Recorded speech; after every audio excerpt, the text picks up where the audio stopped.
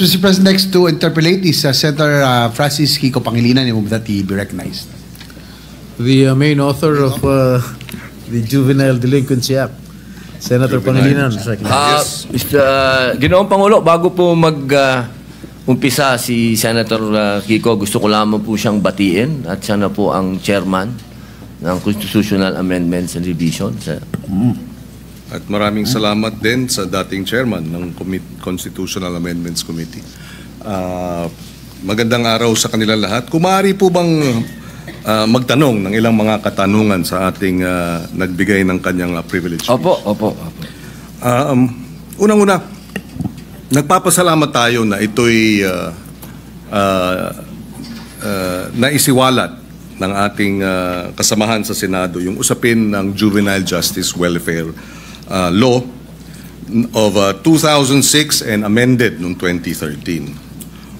Una sa lahat, tayo ay nakikiisa sa kanya sa usapin ng pangangailangan ng hustisya, lalo na sa mga naging biktima ng mga krimen o kaya mga kilos ng mga kabataang nasasangkot o minor de edad na nasasangkot sa criminal activities. Tama lang na dapat ang mga nagkasala ay nananagot. At marahil ay maraming kinakailangan ding liwanagin o linawin sa usapin nung ano nga ba ang tunay na mga probisyon o tunay na mga posibleng mga pag-implementa ng batas at ikumpara ito dun sa mga hindi tama o kaya disinformation. Unang-una sa lahat, hindi po tama at hindi ito naaayon sa batas na walang pananagutan ang kabataan na nagkakasala. Number 1. Number 2, hindi rin tama na ang nagkasala sa batas na menor de edad ay dapat pakawalan. Number 3, hindi rin tama na kapag ikaw ay below 15 at up to 9 years old at ikaw ay nagkasala, ay dapat kang pakawalan. Maliwanag, noong 2006 na ipasa yung batas, nakita ang ilang mga naging problema sa implementasyon ng batas. Kaya noong 2013, ito ay inamendahan under the chairmanship then of now Senate President Chis Escudero. He was the chairperson of the Senate Committee on Justice. Ngayon, siguro isang tanong. Ang unang tanong, maaari bang masabi na oo, may kakulangan ng batas, ngunit mas marami ang kakulangan sa implementasyon kaysa sa batas mismo?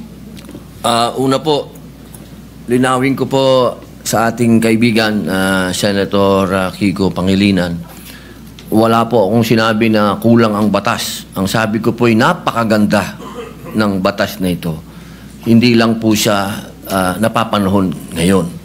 Sa pangalawang tanong po, totoo po yan, sa maiksing panahon ko po dito sa Senado, napakadami pong magagandang batas. Sobrang gagandang batas, hindi po talaga na-implement. Hindi lang po sa usapin na ito. Usapin lang ng agrikultura, number 1 na yun. Public information, number 2 na yun. Pero ito pong tanong niyo po, totoo po yan. Implementasyon ang kulang. Pero alam niyo naman po sa buhay ng...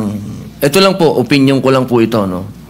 Dahil ako po ay hindi ko naman po itinatago na tayo po'y galing dyan sa ganyang klaseng buhay. Yung mga ganito po kasi, alam nyo, minsan iisipin natin ang mga kriminal bobo, kriminal tanga, kriminal walang isip. Gusto ko pong sabihin sa inyo, nagkakamali po tayo. Yan ho ang mga pinaka may brilliant mind, ano? kung gusto nilang gumawa ng krimen at gusto nilang gamitin po talaga yung mga bata, talaga pong magagamit po nila. Kaya ulitin ko po, Senator Kiko, wala po akong nakitang hindi maganda sa batas po ninyo. Ako po'y naniniwala dito sa batas po ninyo. Kaya lang po, kailangan po natin mag-adjust po sa panahon po ngayon. Maraming salamat sa paliwanag at sa kasagutan. Kanina nabanggit nung in-interview na kabataan na kaya nila ginawa yung batas, yung kriminalidad. Kaya sila gumawa ng krimen ay dahil hindi sila mapaparusahan. Tama yun, hindi ba? Tama yung kanilang, yung bitiw na salita. Tama ba yun sa ilalim ng batas na pag sila'y gumawa ng kriminalidad o krimen ay hindi sila mapaparusahan? Sa usapin po ng, kasi ganito po yan, no? Mapakaganda po nung inyo pong katanungan. Ang bata kasi, kahit siya, lalahatin ko na po, ano? Kasi ganito yan pagka sinabi mong pananagutan, ang kaduktong po nun, dapat may parusa. Kasi kung pananagutan, oo, may pananagutan, sinabihan siya, ginawa mo yan, kaya ganito muna ang mangyayari sa'yo, dadaling ka muna dito sa Bahay Pag-asa, dadaan ka dito sa matinding intensive na masasabi nating psychological and moral and lahat na po, no? Sabihin natin. Alam niyo po, Senator Kiko, sa 3 years and a half ko po sa Bilibid, hindi ko naman po nilalahat, ano? Pero wala na pong pinakamagagaling na artista kundi kriminal. Kapag kaharap niyo po yan, lahat ng drama, lahat na po, sabihin niyo po, lahat ng kalungkutan, lahat ng pinagdadaanan niya, sasabihin sa inyo. Pero pag talikod po ng nag-i-interview dyan, halimbawa ng empleyado, yung sabihin gwardiya, o ng probation officer, pag talikod po nun, pagbalik nyo sa selda, bubuksan yung wallet niya, papakita sa iyo yung dyaryo, ito ang pinatay ko, pare. Ganyan po ang criminal mind. Hindi ko naman po inilalahat.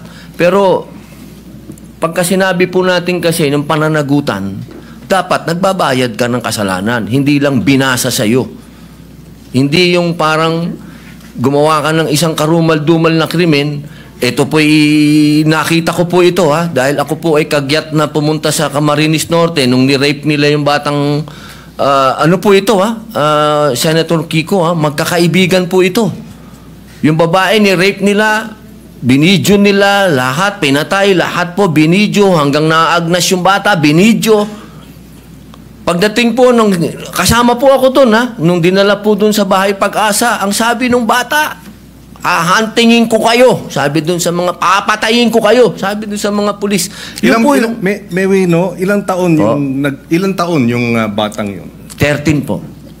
At ilang taon yung grupo sila, hindi ba? Grupo po. 13, 15, yung isa po 16. Yung bata pong ni-rape nila, 13 din.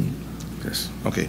Kaya ako tinatanong yun dahil yung bitiw na salita ng bata dito sa video na sinasabing ginawa namin ng krimen dahil alam namin hindi kami mapaparusahan ay maling impormasyon.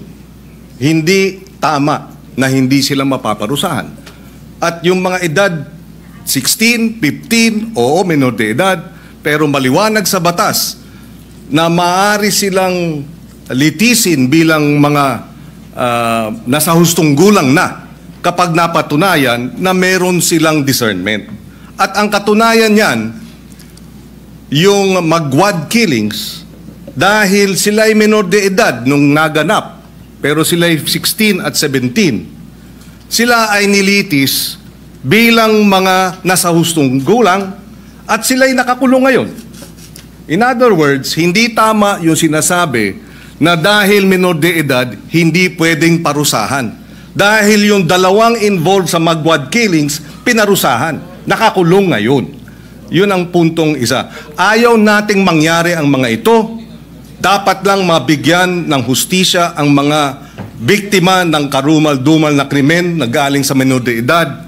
Subalit hindi tama pag sinabing kapag menor de edad dapat pakawalan, number 1, dahil pag pinakawalan yan, labag sa batas yan, at dapat parusahan yung mga nagpapakawala. ng mga menor de edad na nagkasala. Yan ang batas. Iba ang batas, iba naman ang implementasyon. Yung nagsasabi namang pinakikita yung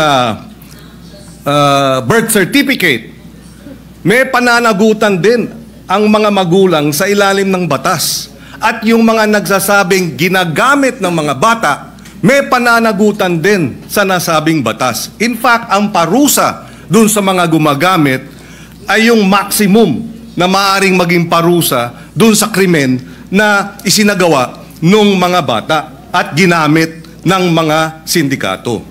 Ito'y madaling sabihin, parusahan yung bata, ginagamit ng mga sindikato.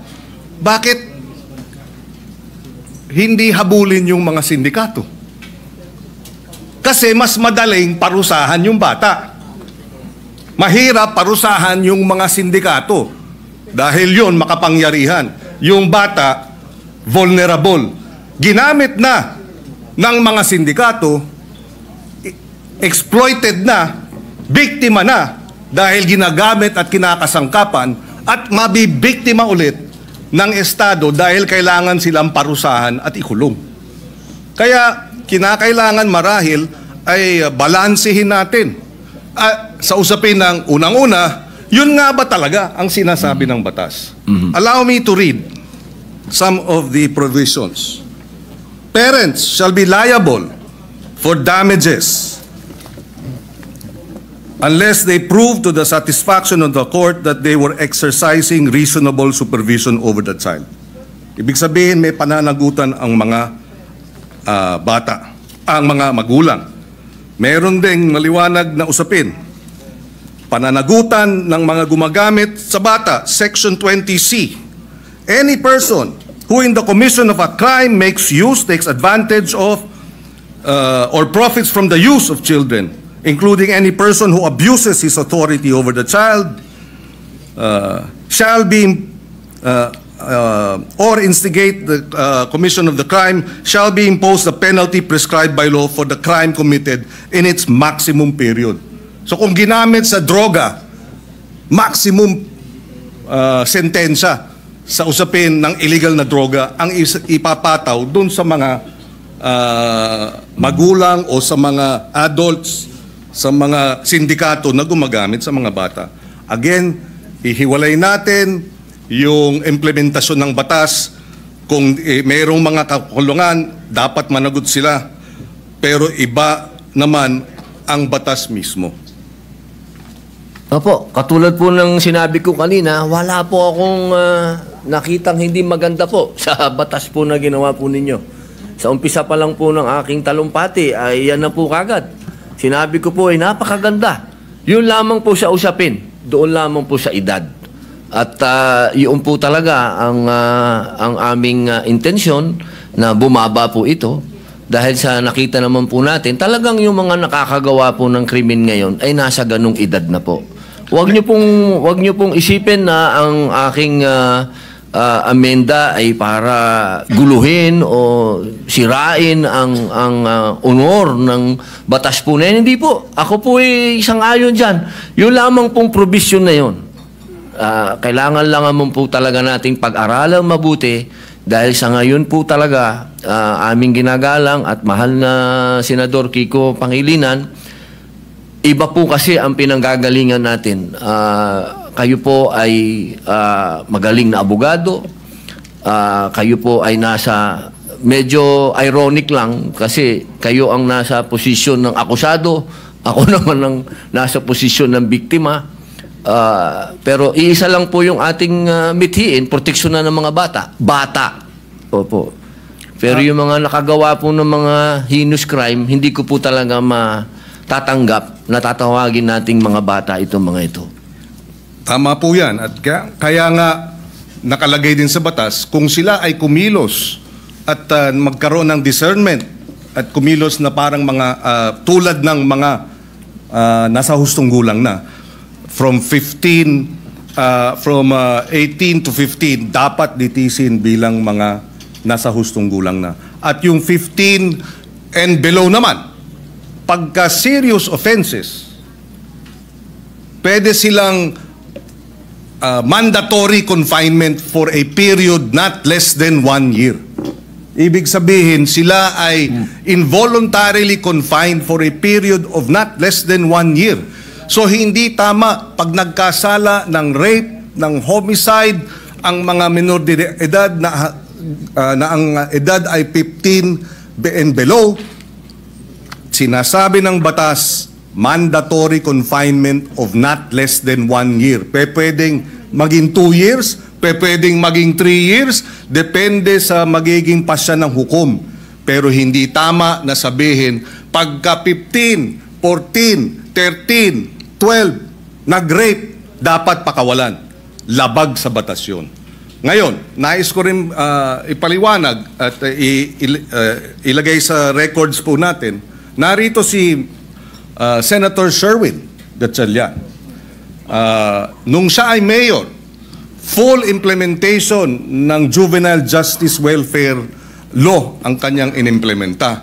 At naalala ko na 70%, if I remember right, nung mga nabigyan ng pangalawang pagkakataon dahil nagkasala na diversion program ay nanumbalik sa normal na buhay at nagkaroon na ng maayos na pamumuhay. In other words, nais din natin malaman pagdating sa committee hearing, dito sa batas na ito, ilan ang mga nakinabang at nagkaroon ng pangalawang pagkakataon at nagbago ng buhay. Dahil yun naman ang kabila nung sinasabing benepisyo at kahalagahan ng batas na ito.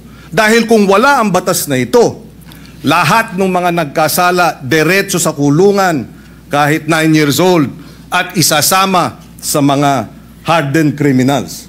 Pero dahil sa batas na ito, hindi na hinahalo sa hardened criminals, sila ay inilagay sa isang diversion program.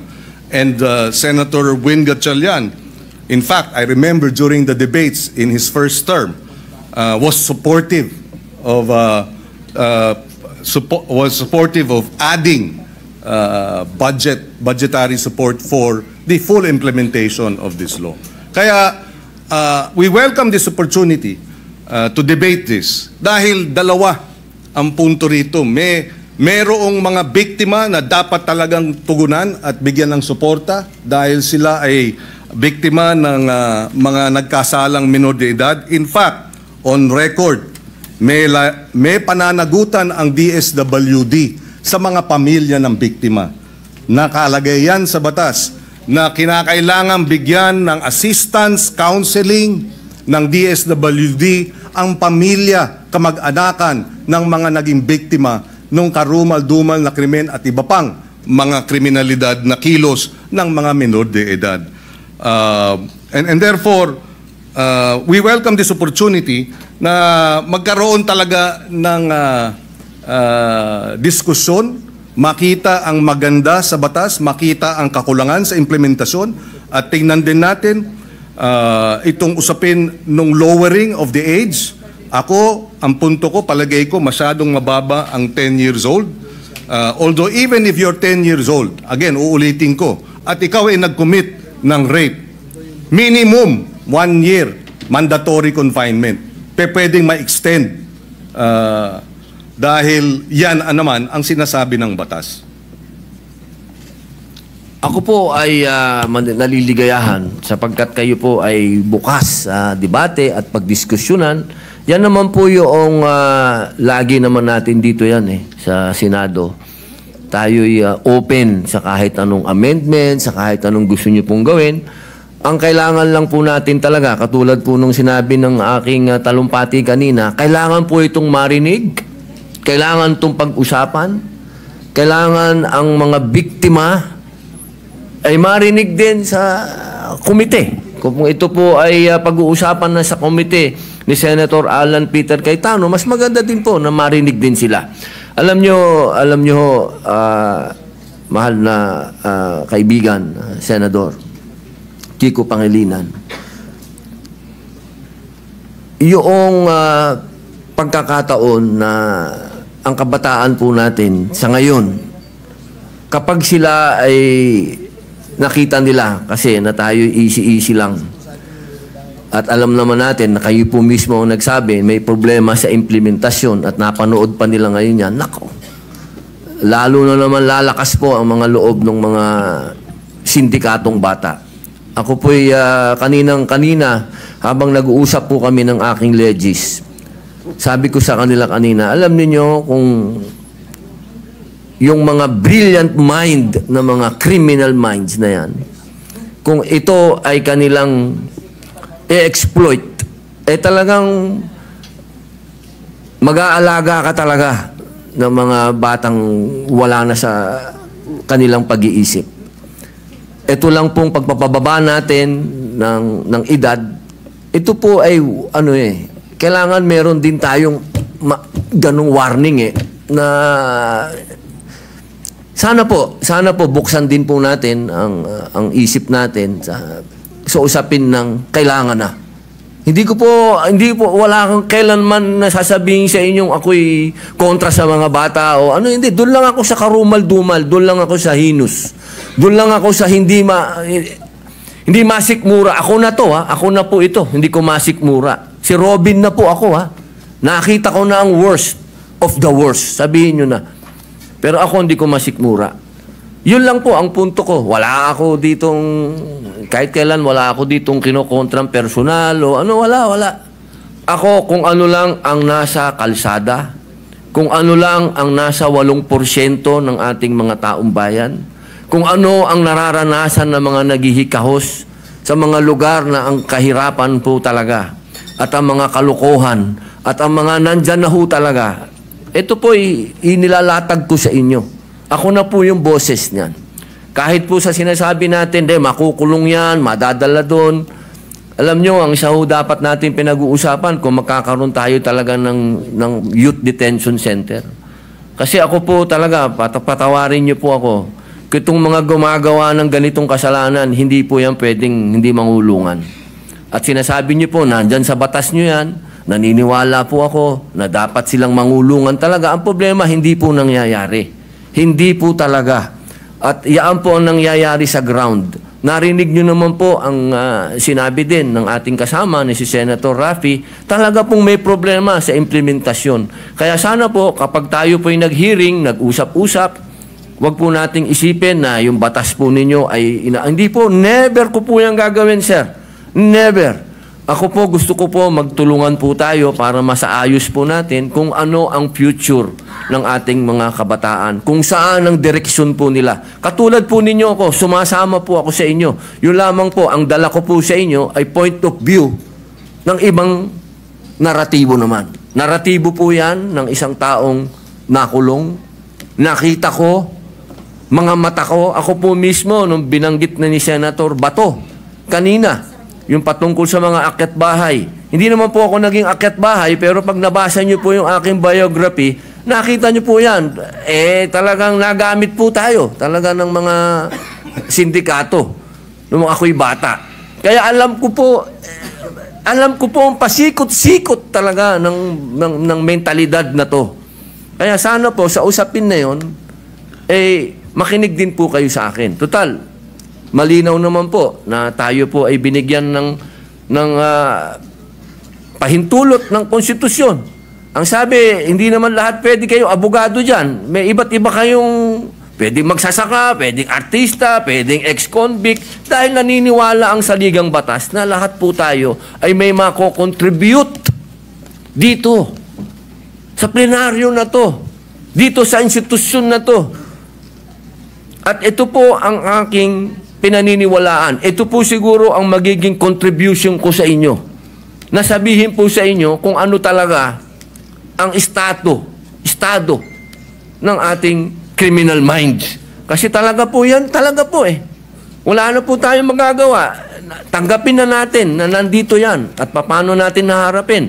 Sabi nga po, oo, pwedeng maging deterrent, pwedeng hindi. Ang kailangan lang po talaga ay malinawan natin na may parusa. At sabi naman nyo, sa batas ninyo, malinaw ang parusa. Ang problema po, hindi yan ang nangyayari sa ground.